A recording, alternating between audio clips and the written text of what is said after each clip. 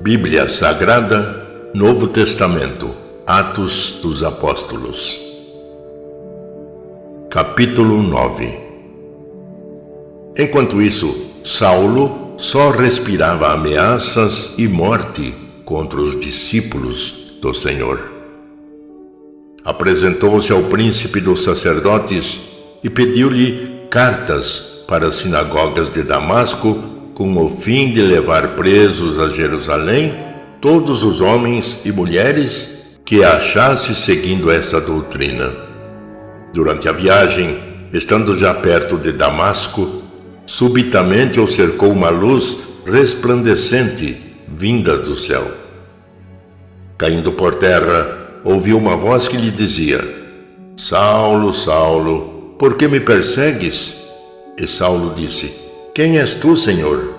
Respondeu ele: Eu sou Jesus a quem tu persegues. Duro te é recalcitrar contra o aguilhão.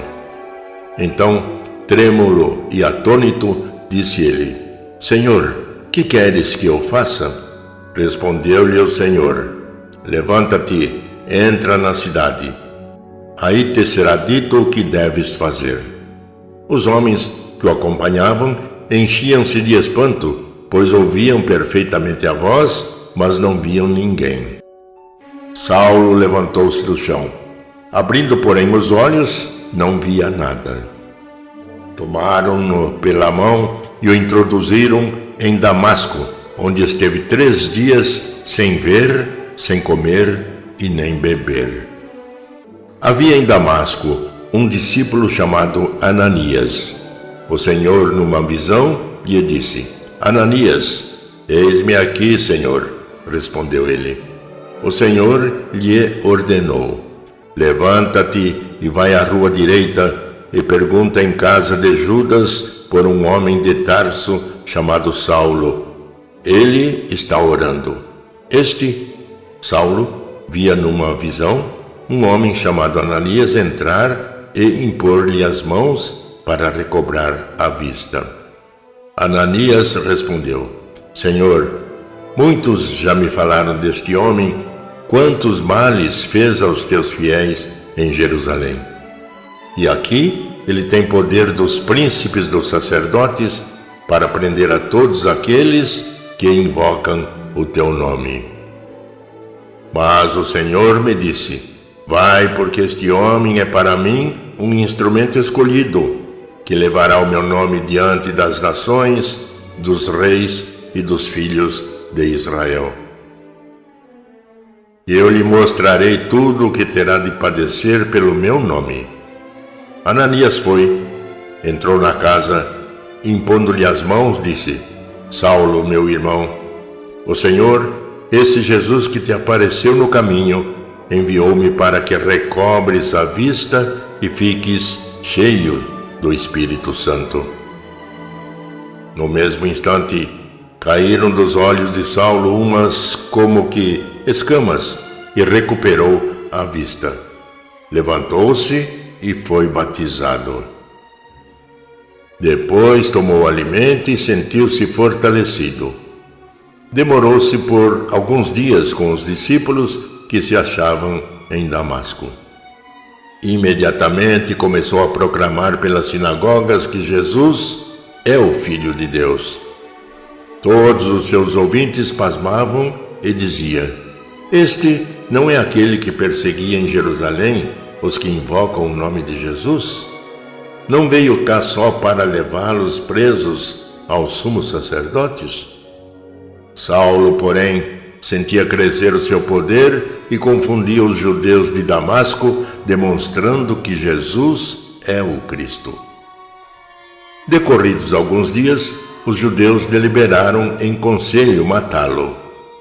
Essas intenções chegaram ao conhecimento de Saulo.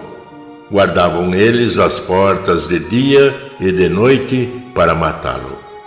Mas os discípulos, tomando-o de noite, fizeram-no descer pela muralha dentro de um cesto. Chegando a Jerusalém, tentava juntar-se aos discípulos, mas todos o temiam, não querendo crer que se tivesse tornado discípulo. Então Barnabé, levando-o consigo, apresentou-o aos apóstolos e contou-lhes como Saulo vira o Senhor no caminho e que lhe havia falado e como em Damasco pregara com desassombro o nome de Jesus. Daí por diante permaneceu com eles, saindo e entrando em Jerusalém e pregando destemidamente o nome do Senhor.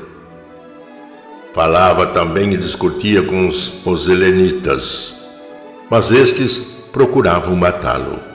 Os irmãos, informados disso, acompanharam-no até Cesareia e dali o fizeram partir para Tarso. A igreja gozava então de paz por toda a Judéia, Galiléia e Samaria. Estabelecia-se ela caminhando no temor do Senhor e a assistência do Espírito Santo a fazia crescer em número. Pedro, que caminhava por toda parte de cidade em cidade, desceu também aos fiéis que habitavam em Lida.